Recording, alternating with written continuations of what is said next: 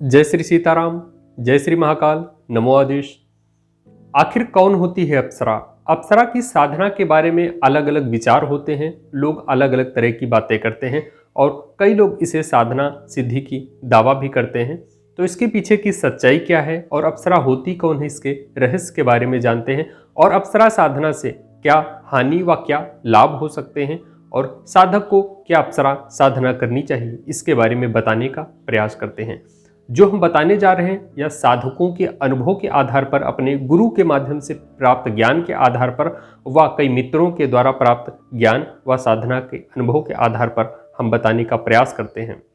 जी हाँ, जो भी जानकारी होगी वह प्रमाणिक होगी और वह कहीं ना कहीं जो सिद्धों के पास से जो जानकारी मुझे मिली है वह जो हम लोगों ने अनुभव की है वह बताने का आपको प्रयास करते हैं।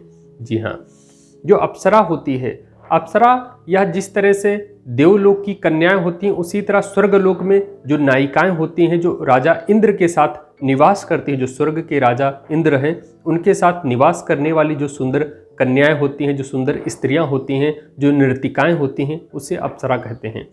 अप्सरा एकमात्र ऐसी योन है, ऐसी एक अप्सरा योनि होती है जिसमें कहीं ना कहीं यह सिर्फ फीमेल पाई जाती हैं। अप्सरा यानी जैसे योगी होते हैं, योगिनियाँ होती हैं, यक्ष होते हैं, यक्षिणियाँ होती हैं, स्त्री होते हैं, पुरुष होते हैं, लेकिन अप्सरा होती हैं। अप्सरा के साथ की कोई भी मेल नहीं होता है, यानी अप्सरा के साथ में कोई भी अप्सरा जैसे एक फीमेल में आती है उसी तरह अप्सरा में कोई भी मेल नहीं होता है। हजारों साल पुराना इतिहास का उठाकर देख लो, वहाँ पर भी अप्सराओं का वर्णन मिलता है और कई ऋषियों ने भी अप्सरा साधना की, अप्सरा को सिद्ध किया और अप्सरा को पत्नी बनाकर रखा। तो अप्सरा कहीं ना कहीं वैदिक परंपरा से लेकर आज तक अप्सरा के वर्णन मिलते हैं और अप्सरा सिद्धि होती रही है। इन तीनों लोकों में अप्सराओं से सुंदर कोई भी कृति नहीं है, कोई भी आकृति नहीं है। और ख़ास तौर पर अगर देवियों को छोड़ दें तो अप्सराओं से ज़्यादा सुंदर न योगिनियाँ होती हैं न यक्षिणियाँ होती। योगिनियाँ तो आप देवियों की कैटेगरी में रख सकते हो, लेकिन यक्षिणियाँ भी उतनी सुंदर नहीं होती हैं। जैसे कि एक यक्षिणी होती इतनी सुंदर नहीं होती है, वह सुंदरता का एक रूप रखकर सामने आती है, लेकिन अप्सरा वास्तविकता में ही सुंदर होती हैं। उनका रूप भी सुंदर होता है और उनकी कृति और उनकी बनावट, उनकी आकृति ही सुंदर होती है। और कहीं ना कहीं वो जिन साधकों ने उनकी साधना की है, जिन साधकों ने उसको सिद्ध किया है, वह पाया है कि वह इतनी अधिक सुंदर होती। उसके सौंदर्य और उसका जो स्वभाव होता है वह नम्र होता है। वह किसी प्रकार से साधक को कठोरता पेश नहीं आती है, न ही उसे किसी प्रकार से पीड़ा पहुंचाती है। वह मानसिक रूप से थोड़ा बहुत एक सामान्य सुंदर भोली स्त्री की तरह होती है। वह अगर प्रसन्न हो जाए तो साधक को स्वर्ग लोक का सुख भी देने में सक्षम होती है। साधक को हर अप्सरा अलग अलग तरीके से काम करती है, जिसमें सबसे ज़्यादा जो प्रमुख अप्सराओं की चर्चा होती है उर्वशी, रंभा, मेनका, यह प्रमुख अप्सराएं होती हैं। कहीं ना कहीं साधकों के बीच में काफ़ी चर्चा में रहती हैं। खास तौर पर साधक इन्हें अपनी मित्र के रूप में सिद्ध करता है, पत्नी के रूप में सिद्ध करता है। पत्नी के रूप में सिद्ध करने से कुछ नियम, कुछ वचन होते हैं जिसको आपको निभाने पड़ते हैं और यह साधक को किसी प्रकार से हानि नहीं पहुंचाती हैं। यह साधक को सुखमय जीवन के लिए, समृद्धि के लिए, विकास के लिए होती हैं।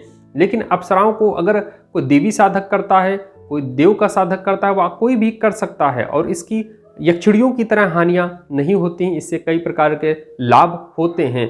अगर कोई साधक करना चाहे तो कर सकता है, लेकिन इसके साथ ही पत्नी के स्वरूप में करने पर आपको वचन पर चलना होगा और छोटी सी गलती पर या छोड़ भी सकती हैं। लेकिन माना जाता है कि अप्सराएं स्वर्ग को छोड़ने के बाद अगर किसी पुरुष को किसी मित्र स्वरूप में, किसी प्रेमिका स्वरूप में सिद्ध होती हैं तो हमेशा साथ निभाती हैं। अगर कोई वचन तोड़ देता है, नाराज होती हैं, फिर कभी दोबारा देखती नहीं उस साधक की तरफ। जी हाँ, और साधक को मानसिक रूप से कहीं ना कहीं अंदर ही अंदर उसकी जो धुनियाँ होती हैं सुनाई देती हैं और कहीं ना कहीं थोड़ा सा आंतरिक रूप से, कहीं ना कहीं मानसिक रूप से थोड़ा पीड़ित हो सकता है। शारीरिक रूप से न परिवार को कष्ट होगा, कोई कष्ट नहीं होता है। कुछ अप्सराएं अपने साधक को अगर प्रसन्न होती हैं तो कई प्रकार के जेवरात भी देती हैं। कुछ अप्सराएं अलग अलग तरीके से जड़ियाँ बताती हैं, कई प्रकार के ज्ञान बताती हैं, शत्रुओं के बारे में बताती हैं, गुप्त मंत्र बताती हैं, कई प्रकार के रहस्य को भी साधक के सामने रखती हैं।